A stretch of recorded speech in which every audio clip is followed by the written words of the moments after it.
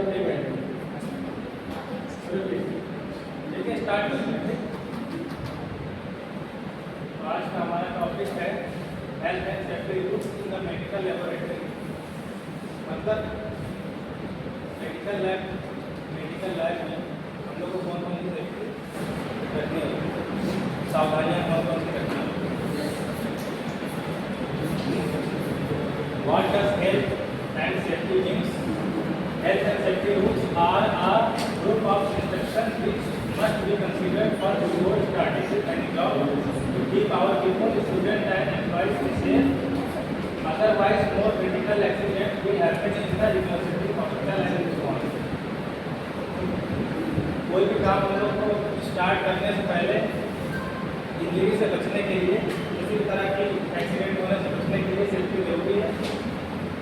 और our people have to be familiar in detail with health and safety rules to minimize the risk of much as they can. There has been a large increase in the number of persons employed in medical laboratories.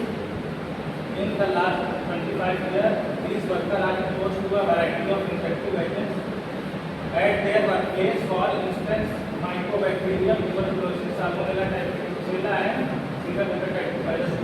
तो lab में हम लोग injury हो जाती है, needle injury हो गई, needle में इंजरी हो गई, ठीक है। सैंपलिंग करने में या टेस्टिंग करने में ग्लास वेयर टूट गया, ठीक है, स्लाइड टूट गई तो हाथ में चुभ जाती है। तो उस तरह की चीज़ों से बचने के लिए हम लोग सेफ्टी रूल्स अपनाने चाहिए। इस वर्कर आर एक्सपोज कुछ कॉमन लेबोरेटरी में इंजरी होने से कुछ कॉमन इन्फेक्शन जो होते हैं ये, ठीक, ज़्यादातर उसमें ट्यूबरकुलोसिस है, टाइफाइड है, ब्रुसेला हेपेटाइटिस है, ठीक, ये कॉमन इन्फेक्शन ज़्यादातर लैब में हो जाते हैं। सब बैक्टीरियल इन्फेक्शन है, उसके बारे में अलग से पढ़ना पड़ेगा। हम लोग ये कॉमन इतना समझना है कि कॉमन इन्फेक्शन कितने में हो जाते हैं, ठीक, क्योंकि मान लीजिए कोई भी पेशेंट है उसका सैंपल जो आ रहा है नॉर्मल पेशेंट कम होगा, डिजीज पेशेंट ज़्यादा होगा, तो ज़्यादातर 90% चांस होगा कि उसके सैंपल में कुछ ना कुछ इन्फेक्शन होगा। ज़्यादातर बैक्टीरियल इन्फेक्शन होता है। अब जैसे हेपेटाइटिस वगैरह की किसी को इन्फेक्शन है तो वैक्सीन वगैरह लगवानी पड़ेगी, तो मतलब स्टाफ को ही लगवानी पड़ेगी वैक्सीन, ताकि उससे वायरस का हेपेटाइटिस सी का जो वायरस होता है वायरल डिसीज से बचने के लिए एंटीवायरल जो आता है वैक्सीन को लगानी पड़ेगी स्टाफ को, ठीक है। कभी कभी लैब में ऐसा हो जाता है, कि देखा है कि अपने ही सुई लगा ली, मतलब इससे सैंपल किया गलती से नेगेटिव घबराहट में हड़बड़ी कर दी, तो उसको भी सारे टेस्ट कराने होते हैं, अपने खुद के सारे टेस्ट कराने होते हैं, ठीक है। और उस हिसाब से वो लगाना पड़ता है वैक्सीन जरूरी कम से कम। ट्यूबरकुलोसिस और टाइफाइड इससे तो नहीं, ब्रुसेला से नहीं दिक्कत है, लेकिन जो वायरल डिसीज होती है वायरल डिसीज में वैक्सीन जरूरी होती है। Also people who work in the lab are exposed to chemical and physical hazards such as toxic chemical radiation and so on. तो लैब में रेडिएशन की इसमें भी हम लोग को हार्मफुल होता है हमारे लिए, और केमिकल और फिजिकल और फिजिकल में जैसे बताएं लिक्विड वगैरह हो गया, ग्लास वेयर जो के हाथ में रख गया, और केमिकल में तो भी वहाँ केमिकल यूज होते हैं लैब में, जैसे ग्लास नहीं पहने हुए तो हाथ में पड़ने को हो जाता है। इनसे बचने के लिए हम लोग को प्रिकॉशन लेने चाहिए, जैसे ग्लव्स हो गया, और किट जहाँ पर पीपीई किट जरूरत है वहाँ पीपीई किट, कुछ ऐसी बीमारियाँ होती है जो फैलती है बहुत तेजी से, उसके लिए हम लोग उसके लिए कीपिंग अलग होता है टेस्टिंग के लिए, उसमें यूज होती है। बाकी नॉर्मल टेस्ट जो होती है वो तो सिंपल टेबल पर ही हो जाती है।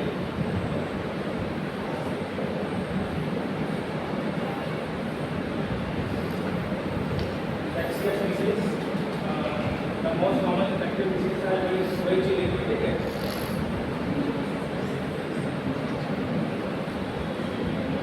इन्फेक्शियस डिसीज का चांसेस रहते हैं और एक्सीडेंट के चांसेस रहते हैं। एक्सीडेंट में वही है, आपको infection is come from medical lab, most then other hazards. However, accident rates also were relatively high, तो accident के चांस ज़्यादा रहते हैं। और इसी चीज़ को लंबा थ्योरी में लिखा हुआ है, लेकिन कहने की लाइफ एक ही है कि केमिकल से अपने आप को बचाना है और फिजिकल डैमेज से बचाना है। उसी को लेंदी अगर कुछ लिखने को आया तो क्या लिखोगे, तो एक दो लाइन तो नहीं लिखोगे, उसका तो मटेरियल तो लिखना पड़ेगा एग्जाम में। तो पीपीटी है, पीपीटी को पढ़ लेना, बाकी नोट्स जो मिलेंगे उसमें ज़्यादा एक्यूरेट रहेगा, ठीक है। नोट्स बनाने पड़ेंगे, मैं कल ही तो आया, मुझे बनाने पड़ेंगे। नोट्स बनेंगे, बहुत लेंदी नहीं बनेंगे, शॉर्ट बनेंगे। What can we do to reduce the risk? Some points are really important and must be considered in the medical lab. Personal safety. सबसे पहले अपनी सेफ्टी जरूरी है, ठीक है। Wearing safety glasses, वही एक टाइम मैंने बता दिया, which repeat हो गई, ठीक है। Wearing safety glasses or goggles in the laboratory to protect your eyes. तो आंखों की अपनी सुरक्षा जरूरी है, गॉगल्स लगा के। Always wear laboratory coat with appropriate gloves. Gloves वो laboratory के जो coats होते हैं, अब अलग-अलग laboratory में अलग-अलग उनका ड्रेस कोड जो होता है, कहीं ब्लू कोट चल रहा है, कहीं व्हाइट कोट चल रहा है। We are breathing mask if you have an allergy. किसी पेशेंट को जैसे इस्नोफिलिया का कोई पेशेंट है, जैसे कंजनाइटल किसी को इस्नोफिलिया है, ठीक है। जन्म से ही उसको इस्नोफिलिया को उसको जल्दी एलर्जी हो जाता है, जल्दी स्कूल से केमिकल की जो है स्मेल से उसको सांस फूलने लगती है, सफोकेशन होने लगता है, तो उसको उसके लिए मास्क पहनना चाहिए एलर्जी से बचने के लिए। पर्सनल हाइजीन, अच्छा अपनी सेफ्टी कर ली, उसके अलावा हाइजीन अपना खुद का हैंड वॉश वगैरह आ गया hygiene. Wash hand before leaving the lab and also when you eat something. आप कुछ खा के गए तो हाथ धो के जाए अंदर, ठीक है।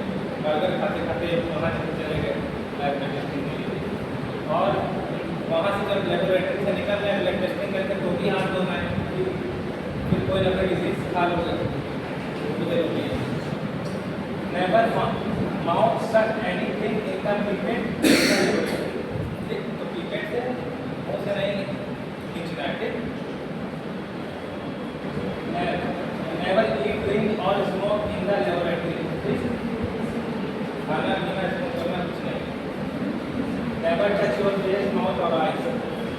अब टेस्टिंग कर रहे हैं उसके बाद जब पसीना पूछना है या बुला रहे हैं, ठीक है, तो सब चीज़ें ये सेफ्टी प्रिकॉशन है, छोटी छोटी चीज़ें।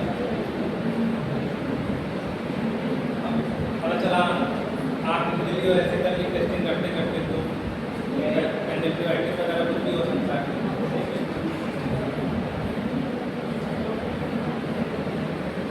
Laboratory equipment, never use any laboratory equipment used if have not trained before the appointment any damage. जिस इक्विपमेंट के बारे में आपको पता नहीं है उसको मत यूज करिए बिना कोई जानकारी के। मैं अगर with you for instant breaking down the instrument cost more money. कोई कॉस्टली इक्विपमेंट है उसके बारे में आपको जानकारी नहीं तो उसको आपको हैंडल नहीं करना है विदाउट प्रायर इंफॉर्मेशन उसकी कराने वाले, ठीक है। Housekeeping, general tidiness is also a critical point to consider. Keep your work place tidy, ठीक है, साफ सुथरा रखना इसको, मतलब डस्टिंग वगैरह। Make sure everything is safe before you leave. जब आप लैब से निकले तो सब चीज़ें अपनी अपनी जगह पर, जिसकी जगह है वहाँ पर उसका इक्विपमेंट हम जगह होनी चाहिए, नहीं क्लास का सामान कहीं छोड़ के रखते, कोई आया तो उसका उसमें गिराते हैं। Clear up waste and clean your work place. जो भी आपने टेबल पे आपने जो भी सैम्पलिंग की, जो भी मतलब टेस्टिंग की, उसके बाद आप उसको साफ कर दीजिए। जैसे ब्लड की स्प्लिट हो गया वहाँ पर टेबल पे, ठीक, उसको क्लीन कर दीजिए आप लैब छोड़ने के पहले।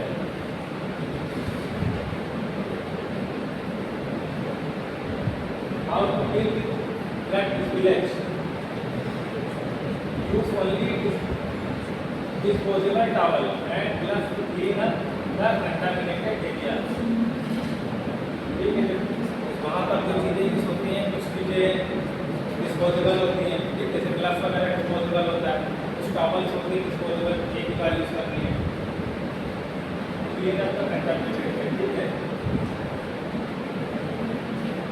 If the instrument blood includes broken glasses, never pick up the broken glass and directly use your hand. ठीक, जैसे सबको पता है कांच का सामान जो भी टूट गया उसको हाथ से नहीं करना है, ग्लव्स पहन के करना है। Instead is to use mechanical tools such as tongs or brush.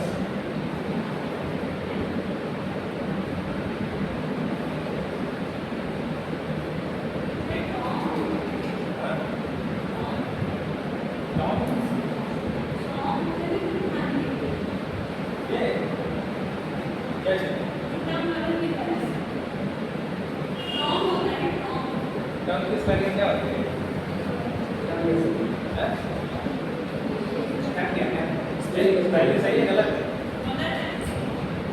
GUE होता है, सही तो है?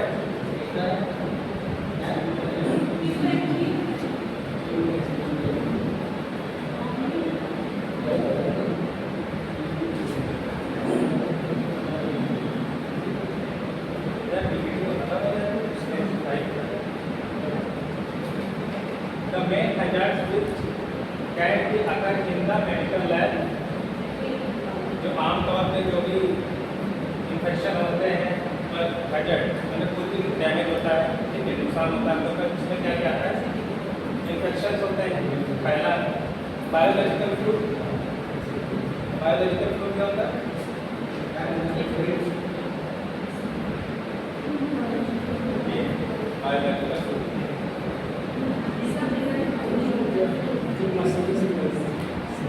बायोलॉजिकल फ्लूड सीरम, ब्लड, ठीक है, यूरिन, जो कुछ भी है, जो भी बॉडी से सेक्रेट होते हैं, जितने भी जो हम लोग ब्लड ड्रॉन करते हैं, फ्रॉम केमिकल्स, केमिकल से बेसिकली ग्लव्स वगैरह पहनते हैं।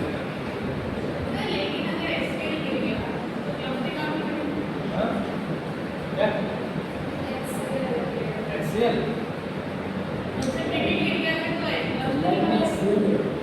कंसंट्रेटेड लैब में कहा जाता है,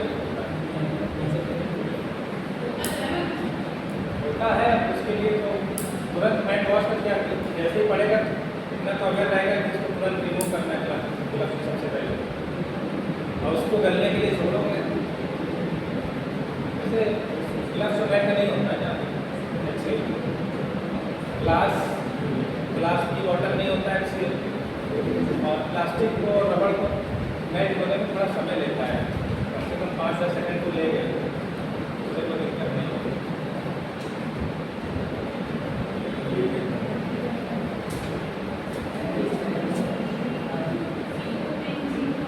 देखो ये टॉपिक था तुम्हारे, इसीलिए इसको मैंने electric shock and fire, electric shock and fire पता है सबको, ठीक है, उससे बचना है इलेक्ट्रिक शॉक फायर से, ठीक है।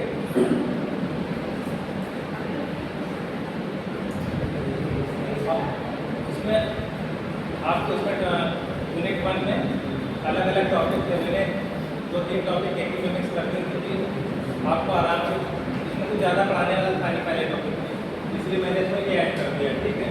प्राइवेसी एंड कॉन्फिडेंशियल, अब इसको मैं एक टॉपिक कल ये पढ़ाता तो मतलब नहीं था, आज मैं इसको पढ़ा दे रहा हूँ, ठीक है। इसका अलग वीडियो में बना के लाता उसका कोई मतलब नहीं है, ठीक। Privacy and confidentiality of medical laboratory data, अब इसका डेफिनेशन समझ लीजिए क्या है। प्राइवेसी और कॉन्फिडेंशियल क्या होता है क्लास में?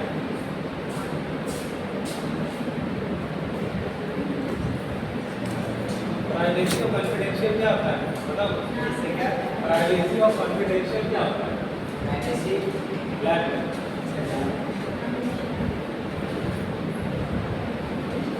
Thank you. सर प्राइवेसी मतलब बिना परमिशन के कोई रिपोर्ट भेजने से कोई चीज़ डिस्क्लोज नहीं करनी है जो बनाना है जो हेल्थ स्टाफ है उसी को पता होना चाहिए, इसके अलावा पेशेंट तक वो बात नहीं पहुंचनी चाहिए जो बनाना है। बाहर खड़े होकर बताना भी नहीं है। हाँ अब पेशेंट अगर खड़ा है, हम तो बात करें इसका पॉजिटिव निकल है डेफिनेशन है। This is a medical practice by medical laboratory professionals that involves maintaining the providing security to patient information. Patient information entails a whole lot like medical history, financial status, emotional status, identity data, age, occupation, education, among others. इसमें privacy में क्या किया जाता है? Privacy में क्या कहा जाता है? पेशेंट मेडिकल हिस्ट्री, जैसे उसको कोई पुरानी ऐसी बीमारी हो वो डिस्क्लोज नहीं करनी है। जैसे कोई ओल्ड की टीबी है, ठीक है, उसको ठीक हो चुका है, पुरानी टीबी की रह चुकी है, वो भी नहीं बतानी है किसी से। ठीक है, मान लो उसके किसी लड़की का रिश्ता ही तय हो रहा, ठीक है, बोल दिया तुमने कि इसको टीबी थी पहले, ठीक, अब अलग तो हील हो चुकी है, उसके लिए प्रॉब्लम होगी ना। और मेडिकल हिस्ट्री हो गया, फाइनेंशियल स्टेटस। फाइनेंशियल स्टेटस यहाँ पर सर ये मतलब है कि अगर पेशेंट आया हमारे पास तो वो कोई जांच वगैरह आपने लिख दिया महंगी और वो कह देंगे नहीं सर हम तो इतनी महंगी नहीं करा सकते हैं, तो आप फर्ज उसे बताना तो ठीक है आप ये परहेज मैं उसके लिए हमारे पास कुछ ऑप्शन रहता है, जैसे सस्ती जांच की लो बजट वाली जांच भी आती है। टाइफाइड में जैसे टाइफाइड और महंगी है, 500-600 रुपये की है, फिलहाल सस्ती होती है, वो सब कर सकते हैं जहाँ हो सकता है पॉसिबल। नहीं, फाइनेंशियल स्टेटस उसका नहीं, जैसे मंथली इनकम जैसे उसकी ठीक है, मान लो कहीं ज़रूरत पड़ती है लिखने की उसकी फाइल में, मंथली इनकम उसकी मान लो 5-6 हज़ार कमाता है, ठीक है, वो नहीं डिस्क्लोज करती है। इमोशनल स्टेटस, अब उसका जो भी हो, इमोशनल स्टेटस से लिखा नहीं जाता है। एज, ठीक है, एज, ऑक्यूपेशन और एजुकेशन, मतलब ये सारी चीज़ें आपको नहीं मिलेंगी, कुछ चीज़ें मिलेंगी, जैसे एज, ऑक्यूपेशन, ये सारी चीज़ें नहीं मिलेंगी उसमें। ये किसकी बात होगी कि उसका मेडिकल रिकॉर्ड होगा, मेडिकल रिकॉर्ड में सारी चीज़ें नहीं मिलेंगी। मेडिकल हिस्ट्री मिल सकती है और आइडेंटिटी डाटा में एज, सेक्स, ऑक्यूपेशन, एजुकेशन, ये सब चीज़ें हो सकती है, ठीक है। इंट्रोडक्शन, amenities, ठीक, amenities. Who have access to this information must be cautioned not to disclose this information in casual or unnecessary sessions, discussion at staff room, corridors or outside workplace that does not relate to the medical course. In caring for the patient should be completely avoided. ठीक, कहीं गलियारे में, workplace के बाहर, staff room में कहीं discussion नहीं करना। और sometime privacy and confidentiality of medical data can be violated intentionally or can be done ignorantly. There are grave consequences to this violation. The patient suffer from stigmatization and loss of trust to the caregiver. ठीक है, तो patient की जो है privacy disclose होगी तो आपके यहाँ जाँच कराने नहीं आएगा, आपसे नहीं कराएगा। जैसे मैंने सैंपल लिया किसी का, मैंने किसी का सैंपल लिया, उसके घर गया सैंपल लेने, अब उसकी कोई ऐसी प्रॉब्लम है निकली जो नहीं बताना, आसपास नहीं जाननी चाहिए, उसके पड़ोसियों को नहीं जानना चाहिए, रिश्तेदारों को नहीं जानना चाहिए, ठीक। अब कुछ निकला, हाँ वो भी हो सकता है, निकला तो मैंने उसको जो है, अब उसका पड़ोसी जैसे पूछ लिया, भैया हमको भी जाँच करानी थी, अरे क्या दिक्कत है, पूछ लिया पड़ोसी को क्या दिक्कत है, हमने उसको नहीं बताना है। ये चीज़ें हैं, मतलब ये कॉमन मिस्टेक हो जाती है अक्सर, तो अगली बार उसको पता चल जाएगा, अब उसको देख मुस्कुरा रहा है, अच्छा ठीक है, तो वही है प्रॉब्लम। अब इससे क्या होगा कि वो तुमको नहीं बुलाएगा दोबारा जांच कराने के लिए, ठीक है, एक पेशेंट कस्टमर कट हो जाएगा, ठीक है। कहीं जॉब कर रहे हो, ठीक, कहीं जॉब कर रहे हो, ठीक, वो तो आपको सैलरी जैसे मिल रही है जहाँ भी जॉब कर रहे हो। उसके अलावा आपकी पर्सनैलिटी की जाँचें रहती हैं, मोहल्ले की, रिश्तेदारों की, कहीं भी जाँच करानी है तो आप लोग कराते हो ना, वो एक्स्ट्रा इनकम के लिए, ठीक। तो उसका सैंपल घर से ही ले लिया, उसका जॉब से नहीं मतलब,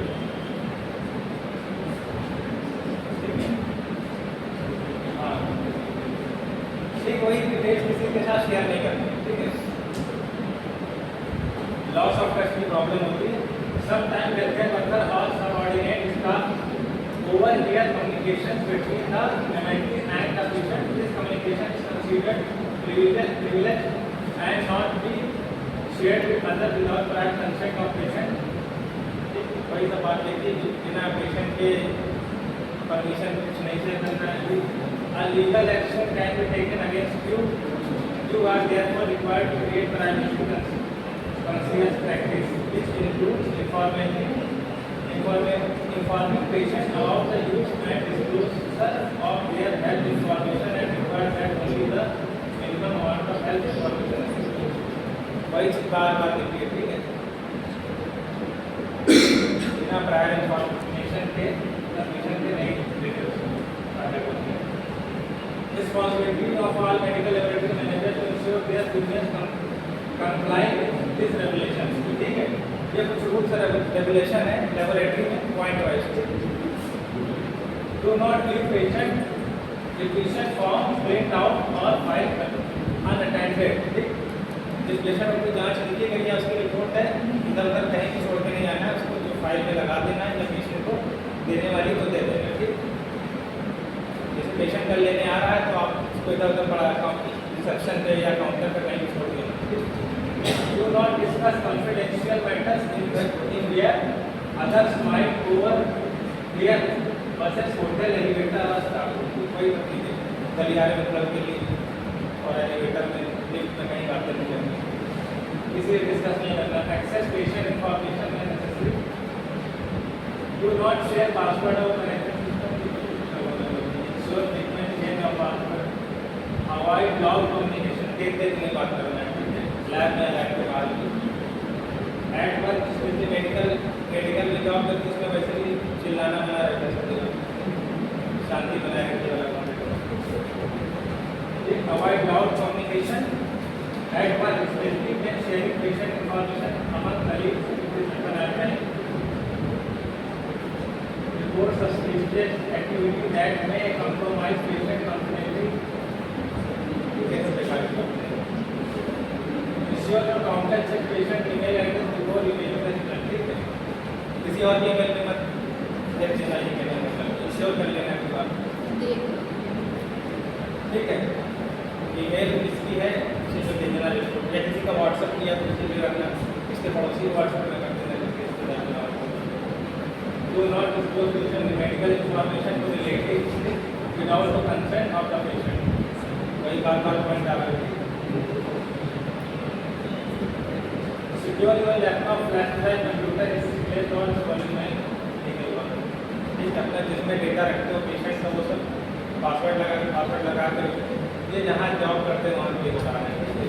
लैपटॉप में सारा डेटा है, आप कहीं बैठे सारी रिपोर्ट चढ़ा रहे हैं पेशेंट, उसका पासवर्ड से लॉगिन किया तो लॉग आउट करके छोड़ो, ठीक है। भले पासवर्ड सबको बताओ, उसका आप एक ही पासवर्ड है, उसको ब्लॉक करके छोड़ो, लॉग आउट से।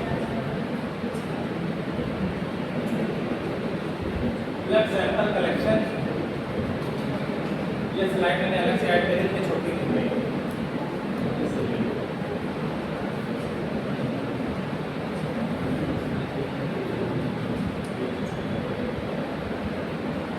ठीक है, sample collection home visit protocol. Home visit protocol में क्या होता है? होम विजिट प्रोटोकॉल क्या होता है? Home visit protocol, home visit इससे क्या समझते हैं?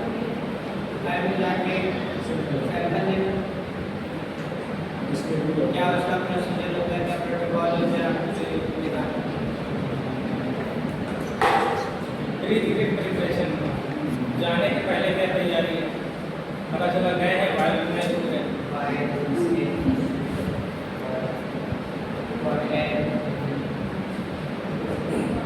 Verify appointment, confirm patient detail, जहाँ जाना है पहले फ़ोन करके पूछ लिया, आपकी टाइम क्या है, कितने बजे आना है, ठीक है, उसकी टाइमिंग पूछ लो, खाना खाया कि नहीं या खाली पेट है, मतलब जाने के पहले एक बार वेरीफाई कर लो।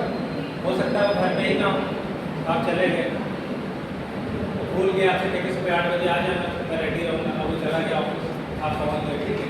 या उसने खाली पेट जांच होनी थी, फास्टिंग वाली जांच, फिर उसने खाना नाश्ता कर लिया, है ना, यही सब चीज़ें कि मैं आ रहा हूँ अभी, खाली पेट ही रहना, खाने 10 मिनट में आ रहे हैं, इस तरह की फ़ोन पे अपॉइंटमेंट किसी को लेना पहली बार अपॉइंटमेंट। कह रहे एसेंशियल क्या क्या ले जाना रहता है, स्टेराइल मैक्रोटेनस, सिरिंज, नीडल, लैंसेट, हो सकता है क्लीन करना पड़े, कभी कभी लैंसेट नहीं ले जाते हैं तो क्या करते हैं, सिरिंज की नीडल निकाल के यूज कर लेते हैं। Speed swap water, turning bed, अक्सर टर्निंग बेड सब भूल जाते हैं, मैं बुलाता हूँ तो ज़्यादातर लोग मेरे यहाँ छोड़ के चले जाते हैं, टर्निंग बेड क्लिनिक पे छोड़ के चले जाते हैं, तो मेरे काम आ जाते हैं।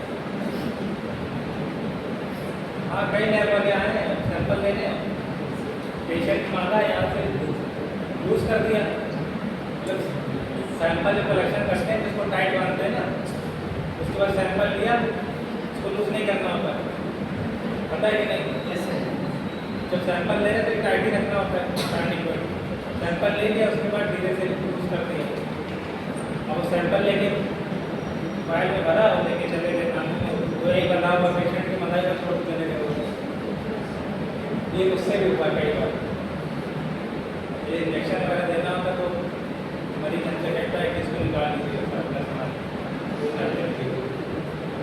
अक्सर ये चीज़ लोग भूल जाते हैं, मैंने देखा टाइमिंग पर सबसे ज़्यादा भूलते हैं, ठीक है।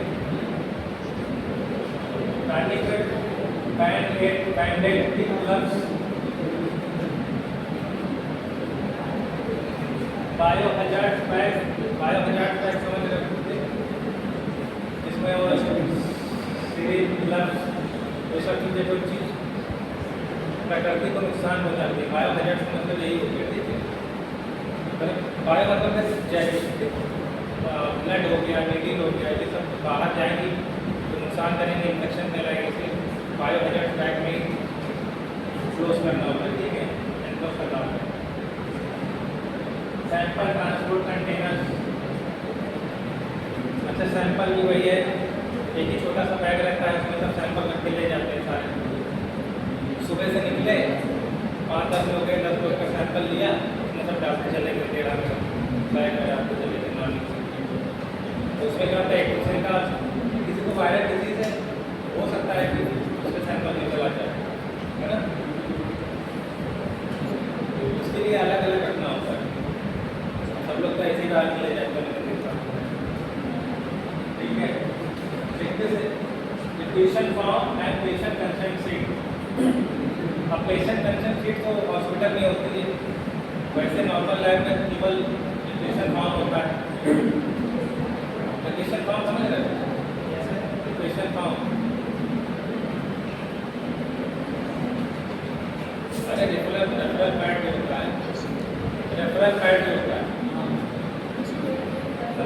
पैथोलॉजी ले आते हैं, डॉक्टर के यहाँ देखे आते हैं ना, तो मेरे यहाँ भी आते हैं तो 8-10 लोग 8-10 लैब के पड़े रहते हैं, ठीक, जिसके यहाँ जान की नहीं होती, कहाँ से रेफर किया है, हाँ वही उसी में पेशेंट की डिटेल उसी में तो रहती है, पेशेंट फॉर्म में नाम है, पता सब लिखा रहता है ना, मोबाइल नंबर तो भी है, क्योंकि सैंपल जैसे किसी को जाँच लिखी और वो सैंपल के साथ उसको बांधना होता है ना, जो फॉर्म होता है जिसका एक डॉक्टर लिख के देता है सारी जाँच, आप उसको लेके अब पेशेंट ने आ गया तो बताओ कौन सी जाँच डॉक्टर लिखा है, तो फॉर्म देता है ना, या अपना पर्चा देगा, जब गुलाबी पर्ची देगा कुछ भी देगा, उस पर जो जाँच है वो सारी लिख के कंटेनर पे और उसी फॉर्म के साथ लपेट के उसको तब ले जाते हैं, तो कागज़ के अंदर ऐसे रोल कर लेते हैं, इसके अंदर ऐसे रोल कर लेते हैं, रैप कर लेते हैं, जो फॉर्म होता है जिसमें डिटेल होती है उसमें रैप करके तब ले जाते हैं, तो हर पेशेंट का अलग अलग फॉर्म में रैप किया रहता है।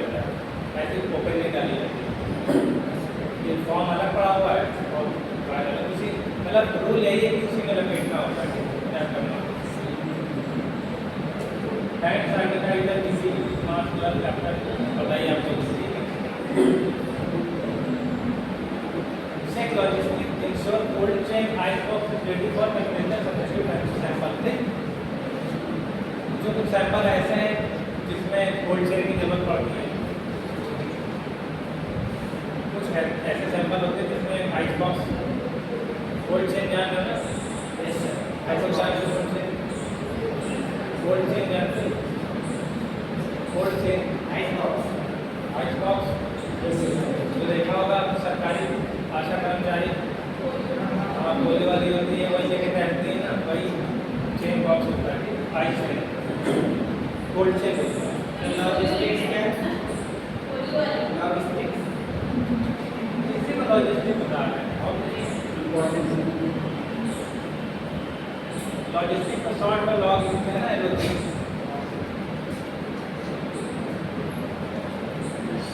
पेशेंट इंटरेक्शन एंड सेफ्टी क्या है grades identify patient using two identifier full name date of birth ठीक है कोई पेशेंट का explain procedure in simple language patient को बता देना होता है क्या क्या करने जा रहे हैं कैसे सैंपल लेंगे पेशेंट को खड़े होकर सैंपलिंग नहीं कर रही है पेशेंट का सैंपल बैठा के लेना है मतलब पेशेंट हाई नीचे पे ना बैठा हाई स्टूल पे ना बैठा खड़ा ना बैठा लेटा हो या बैठा हो हॉस्पिटल में लेटे रहते हैं ज़्यादातर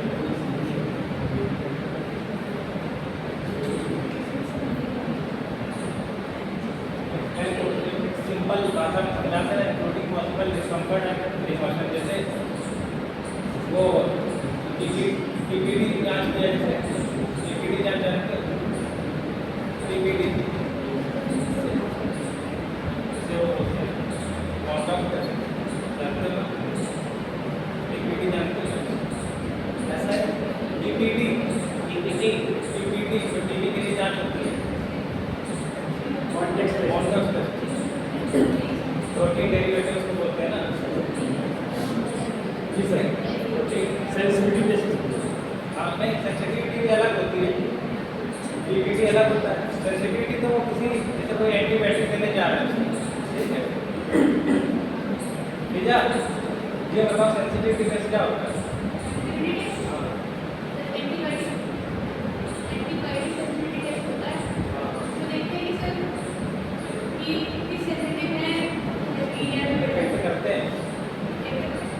क्या करते हैं कैसे चेक कैसे करते हैं चेक कैसे करते हैं पेशेंट को जैसे किसी को अमीनासिन 5 mg देना हो तो कैसे चेक करेंगे उसको पहले क्या करेंगे अरे उसको देंगे नहीं वही कैसे देना होता है अरे सेंसिटिविटी टेस्ट कैसे करोगे जैसे हम तो पीपीटी के बारे में बता रहे हैं ठीक है मॉन्टॉक टेस्ट में क्या होता है पीपीटी जांच जानती हो पीपीटी मॉन्टॉक पीपीटी के लिए जांच होती है जी सर मॉन्टॉक तो गोला बनाते हैं यहाँ पर क्या होता है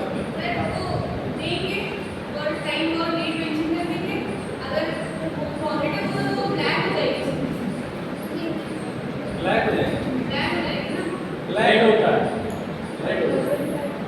इन्फ्लामेशन होता है वहाँ पे ना रेडनेस इन्फ्लामेशन में क्या होता है रेडनेस इन्फ्लामेशन की 5 साइन सबको पता है कोई बड़ा स्वेलिंग उससे स्वेलिंग भी आएगी बैठने नहीं आएगा पेन भी होगा और वहाँ पर वार्म भी होगा टेम्परेचर भी इंक्रीज होगा ठीक है वो एक तरह से वहाँ पर इन्फ्लामेशन ही हो जाएगा ठीक है और जितना ज़्यादा इन्फ्लामेशन होगा उतना पॉजिटिव जैसे 10 mm के ऊपर इंक्रीज हो रहा है ना 10 mm का पॉजिटिव होता है ना मिनिमम 10 होना चाहिए ना पॉजिटिव होने के लिए ये 10 mm उसका जो एरिया आपका 10 mm और ड्रग सेंसिटिविटी टेस्ट जो होती है चाहे डीपीटी हो कितना डालते हैं 0.5 ml कितना डालते हैं 0.5 ml तो डालते हैं क्यों कुछ कितना डालते हैं 0.5 ना ट्यूबरक्लोसिस में 0.1 ml ट्यूबरक्लोसिस में 0.1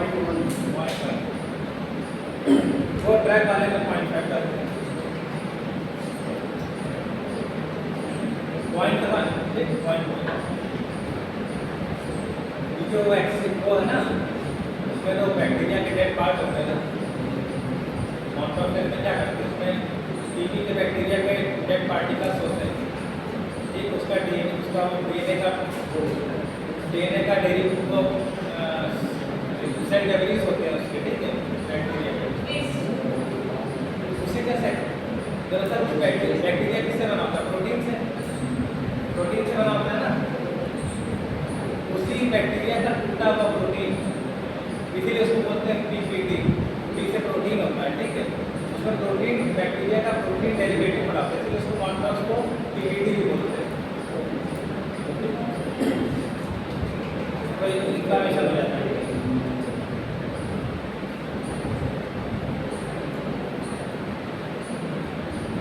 और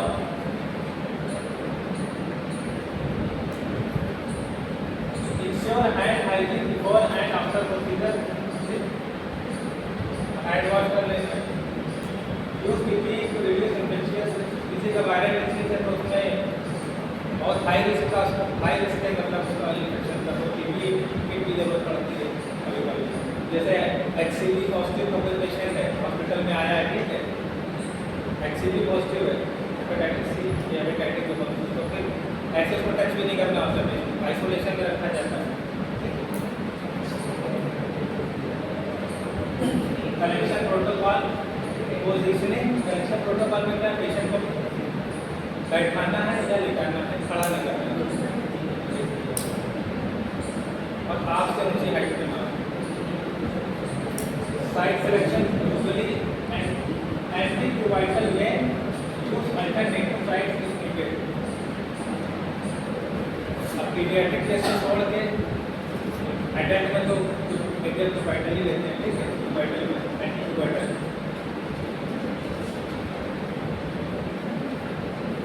यूजुअली ज़्यादातर यही सबकी, बाकी तो कहीं से भी सैंपल ले सकते हैं, नहीं मिलते कभी कभी पेशेंट यहाँ से नहीं मिलती है, यहाँ से सैंपल लेना होता है।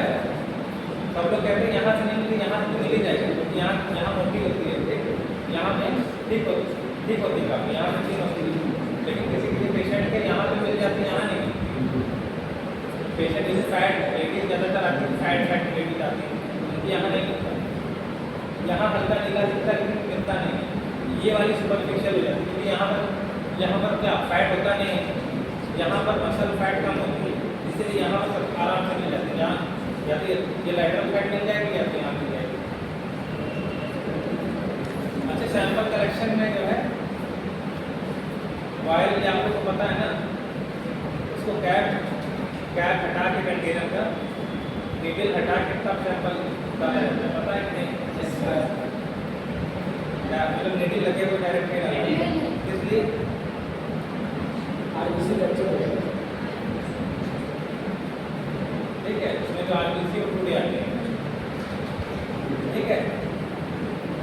शुरू में मुझे भी नहीं पता, मैंने एक पेशेंट का सैंपल ले लिया, शुरू में मुझे नहीं पता था, तो एक पेशेंट का सैंपल लिया, उसको ऐसे नीडल लगा हुआ मैंने भर के रखा, मैंने कहा तुम्हारा मैंने काम आसान कर दिया, ठीक, उसने कहा आसान नहीं करके खराब कर दिया, अभी तो बेकार हो गया सैंपल, अब दोबारा पेशेंट का कैसे होगा, ठीक है। कुछ करके हम भी करें स्टार्टिंग, मेरी फंक्शन में क्या अप्लाई करने पर inside needle at the correct angle, correct required volume into correct container, सही कंटेनर में वो सैंपल डालना है, correct required volume into correct container. Required volume मतलब कितना? 3 या 5 क्यों लेना चाहिए, मतलब 3 या 5 ml क्यों सैंपल लेना चाहिए? भाई तो कहता है कि ज़्यादा लिए जा रहे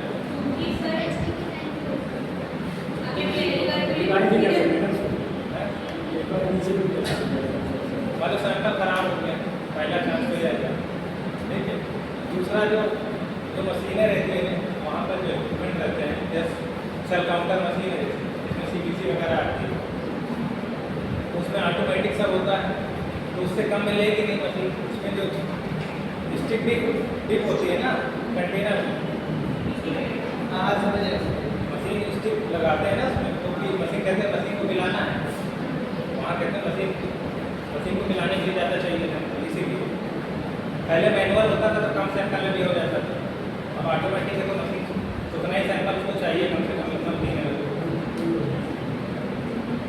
post collection release tourniquet remove native ganglion, remove native ganglion मतलब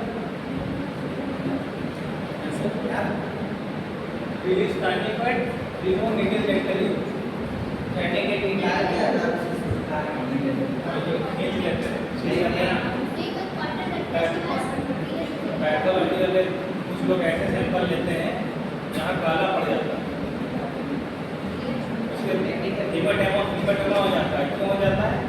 सबसे ज़्यादा काला होता है कि पेशेंट को बहादुरी करता है, कहता है मेरा खून नहीं बहेगा, हमने कहा कि उसको आप उसको दबा के रखिए, ठीक है, तो पेशेंट क्या करता है तुरंत हटा देता है, अरे देखो बंद हो गया, ऊपर से उसको दिख रहा है बंद हो गया, लेकिन अंदर से तो वो लीड हो रहा है ना, थोड़ी देर बाद उस समय नहीं, अगले दिन उसको काला पड़ जाएगा। 1 मिनट 1 से 1.5 मिनट उसको दबा कर ऊपर से स्किन जल्दी हील हो जाती है, स्किन तो क्लॉटिंग हो जाता है, बड़ा घाव तो इससे बड़ा घाव क्लॉटिंग नहीं होगा।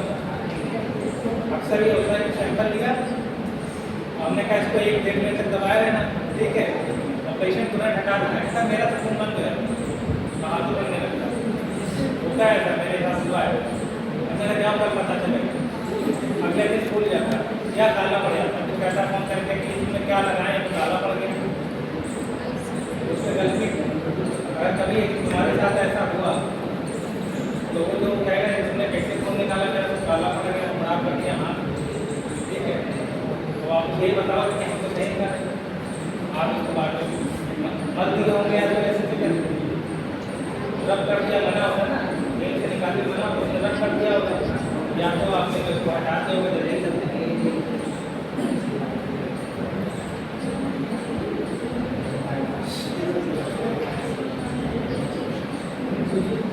ठीक है, प्रेशर देना रहता है 1 से 1.5 मिनट, बैंडेज अब तो नहीं चिपकाते हैं, बहुत कुछ लोग बैंडेज चिपका लेते हैं, तो वो जो माइक्रोपोर चिपका देते हैं, पेशेंट का समझिए कहता है कि लगा दीजिए तो खून रहेगा, खाने में लगा देते हैं।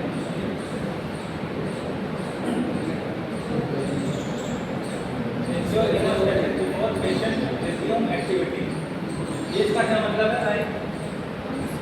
Ensure hemostasis before patient resume activity, नहीं समझ में आ रहा है, ये लाइन नहीं समझ में आ रही ना?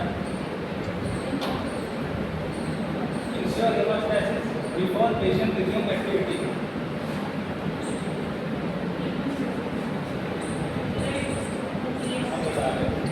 पेशेंट का सैंपल लिया,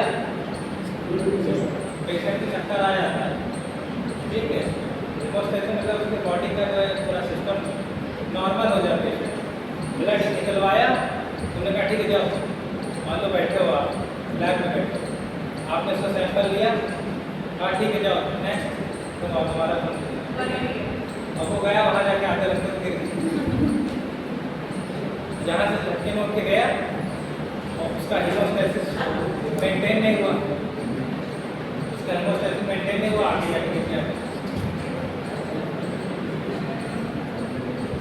सोच लेगा पेशेंट या तो फिर ये सोचेगा कि मेरा ब्लड निकल गया कमजोर हो गया, ब्लड निकल गया कमजोरी है, लेकिन 2-3 दिन में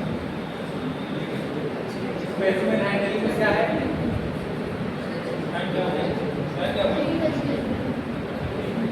इसको कंप्लीट करके इलाज करेंगे, ठीक है।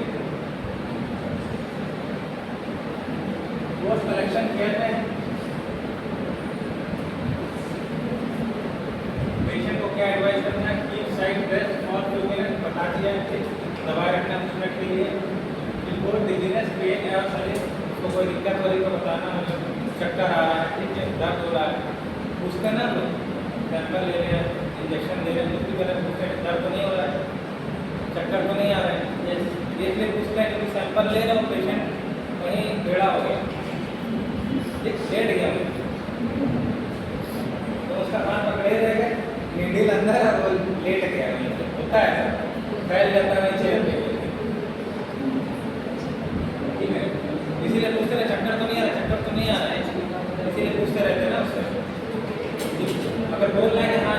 मुझे चक्कर आ रहा है, उल्टी जैसा लग रहा है ना, पेशेंट कह रहा है कि उल्टी लग रही है, चक्कर आ रहा है, तो उसको रोक देना है, थोड़ा स्टेबल हो जाओ।